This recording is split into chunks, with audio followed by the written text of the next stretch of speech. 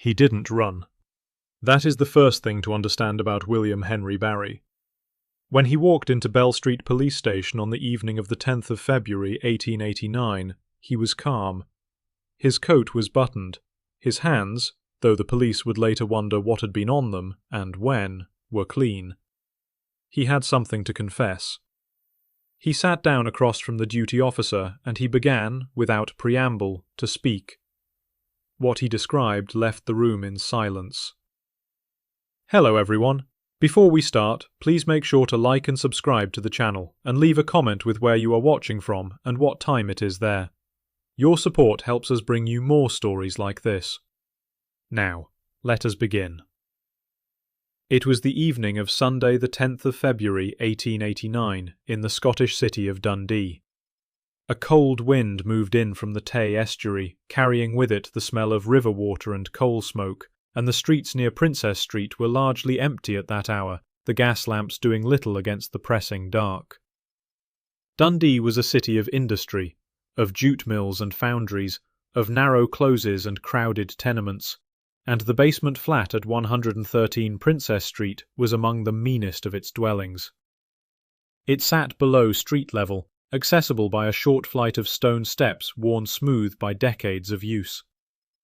The windows, small and set close to the ground, had not been cleaned in some time. The couple who had taken the two-room lodging 3 weeks prior were not well known to the neighbours. The woman was occasionally glimpsed in the mornings, pale and quietly dressed. The man was seen more often and at stranger hours, returning in the early morning or departing without a word long after dusk had settled over the city. No one had heard them argue. No one had heard much of anything from that flat until a night in early February when a man on the floor above sat up in bed and listened, and decided, in the end, to do nothing.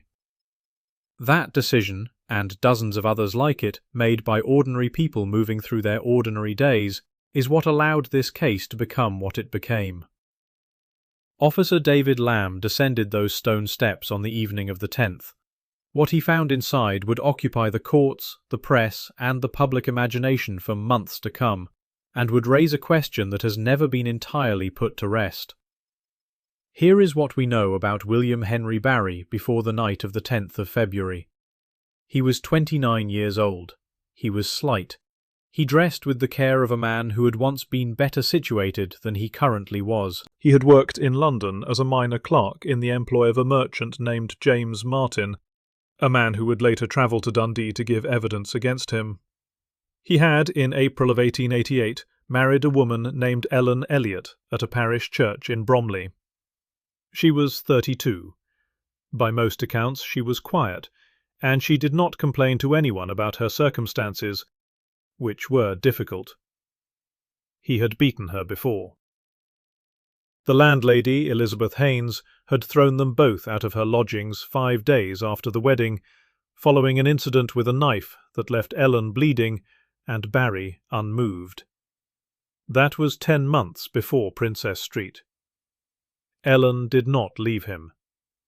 On the 20th of January 1889, the Barrys arrived in Dundee aboard the overnight steamer Cambria, which ran the route from London up the Firth of Tay. He carried, among other things, a large trunk. They stayed first at the guest house of Mr. and Mrs. Robinson on Union Street, paying by the week, but left after 7 days. Mrs. Robinson would remark, when later asked, that there had been something in Barry's manner she had found difficult to account for. The way he moved through rooms without making a sound. The way he would appear at one's shoulder without warning. She had considered him a peculiar man, and was not sorry to see him go. By the 1st of February, the couple had settled into the flat at Princess Street, renting from a landlord who asked few questions. The rooms were damp. The wallpaper was dark. The single coal stove gave insufficient heat. Ellen was rarely seen after that. William, by contrast, was visible and deliberate. He drank in the public houses along the Nethergate and the Overgate each evening. He purchased, on the 4th of February, a length of rope from Janet Martin's shop. On the 5th, 6th and 7th, he sat in the public gallery of the local courthouse, returning each day, watching the proceedings with an attentiveness that those present would later recall as unusual. He was studying something. He was, it seems, preparing. There is a particular kind of silence that follows a scream when no one responds to it. It settles into a building the way damp settles into old stone, slowly and permanently. The walls of 113 Princess Street were thin. The residents were accustomed to the sounds of difficult lives, and a certain tolerance for noise was the unspoken condition of occupancy in such a place. They had heard arguments before. They had heard doors at late hours, and raised voices, and worse. But in the first week of February 1889, something had shifted in the sounds rising from the basement. A man named David Duncan, who occupied a room on the floor above, would tell the court that on a night he could not precisely identify, he had heard 3 screams, distinct and sharp, coming from below. He had not gone to investigate. He would offer no full account of why not. Ellen Barry was not seen again after the 5th of February. Marjorie Smith, who kept a small shop above the flat and passed the entrance to the basement stairs each morning, noticed the absence but said nothing to anyone. The door remained closed. The small window at pavement level was dark. William Barry continued his routine. He drank. He walked. He was seen on the street in the mornings with the unhurried step of a man with no appointments to keep. He had, by his own later account, purchased a knife. He had made, according to neighbours, at least one inquiry about borrowing a meat cleaver from Marjorie Smith, who had declined. She said later she had not asked what he needed it for. Consider that for a moment.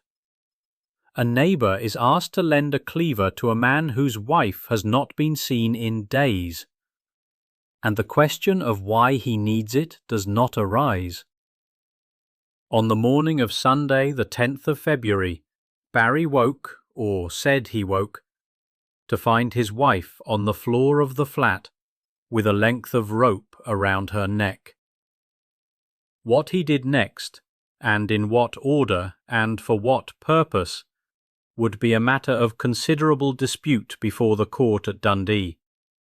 He did not summon a doctor. He did not alert a neighbour. He did not raise any alarm whatsoever. By his own account, he took up a knife and opened the abdomen of his wife's body. He then folded her, by degrees and with force, into the trunk he had brought from London. That evening, he walked to Bell Street Police Station and introduced himself to Officer James Parr. Barry did not confess the way men confess when they are overtaken by guilt. He confessed the way a man confesses when he has calculated that confession is his best available option.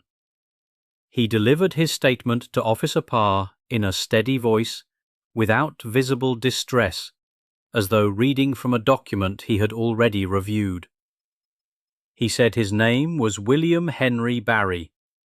He said he had been drinking the previous night, and that when he woke that morning, he had found his wife dead upon the floor with a rope about her neck. He said he had not summoned a doctor. He said he had cut open her abdomen with a knife and placed her remains in a trunk. And then he said this: that what he had done was pressing on his mind, and that he was afraid he would be apprehended as the man responsible for the Whitechapel murders, the murders the press had been attributing for more than a year to the individual they called Jack the Ripper. Officer Parr took note of the name, the address, and the statement. He informed his supervising officer, Inspector David Lamb. A small penknife was found on Barry's person. He was placed in a cell. Inspector Lamb and Detective Constable Peter Campbell proceeded on foot to Princess Street. They descended the stone steps to the basement flat and entered by the door, which was unlocked. The smell within was immediate and considerable. The rooms were sparsely furnished. A chair, a small bed covered in clothes, very little else. On the wall of the stairwell, written in chalk, were the words, "Jack the Ripper is here." In the centre of the second room stood the trunk. Inspector Lamb lifted the lid. Inside was the body of Ellen Barry, aged 32. She had been placed within the trunk in such a manner that required, as examining physicians would later confirm, the deliberate fracturing and distortion of the left leg. She was clothed.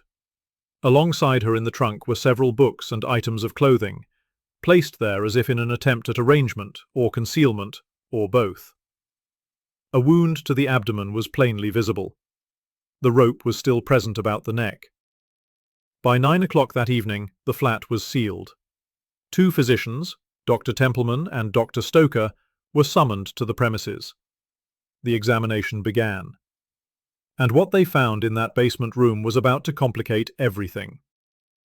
Dr. Templeman and Dr. Stoker had a straightforward job that turned out not to be straightforward at all. Their principal finding was clear enough. Ellen Barry had died by strangulation. The rope about the neck was consistent with this conclusion. The wound to the abdomen, a deliberate incision of some length, had been made after death. So far, nothing contradicted Barry's account in any fundamental way. A man finds his wife strangled. He panics. He does something inexplicable and terrible to her body. He reports himself. But then came the question of time. Based on the condition of the remains, both physicians concluded that Ellen Barry had died not on the morning of Sunday the 10th, as her husband had told Officer Parr, but approximately 5 days previously.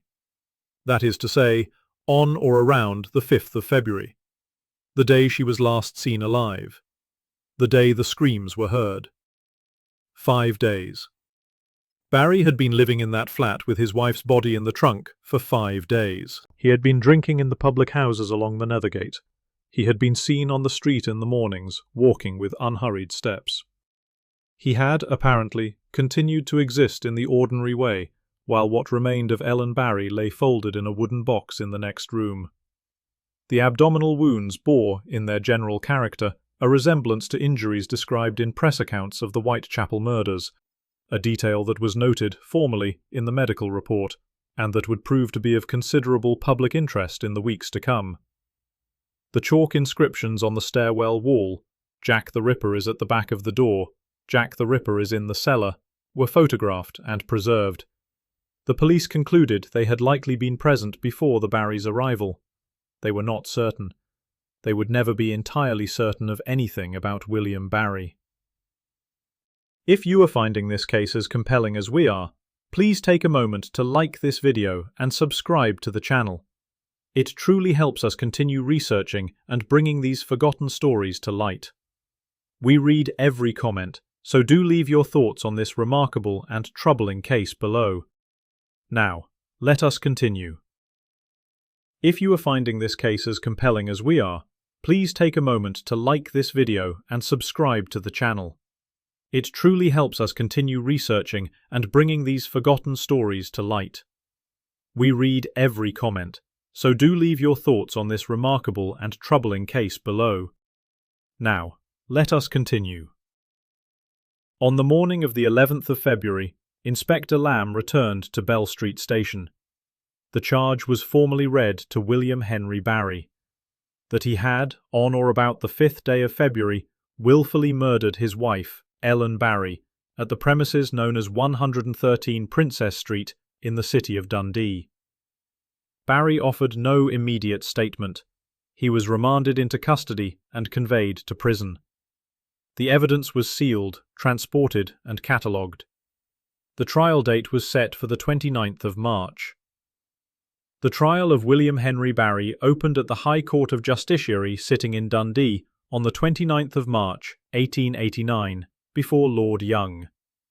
The public galleries had been full since early morning. The press were present in considerable number. Barry pleaded not guilty.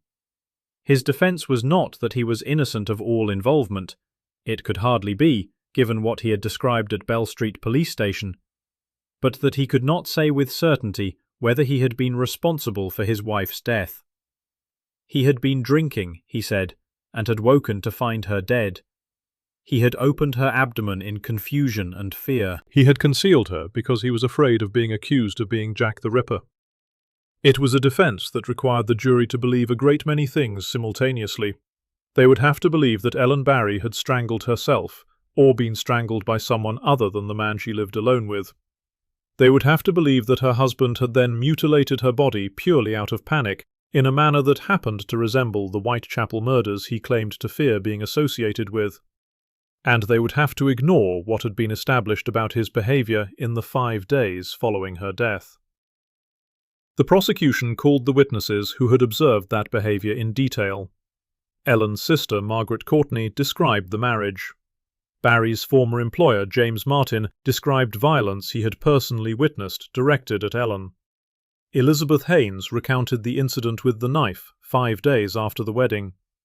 David Walker told the court that Barry had asked him more than once while reading a newspaper whether there was any news of the Ripper. David Duncan described the 3 screams.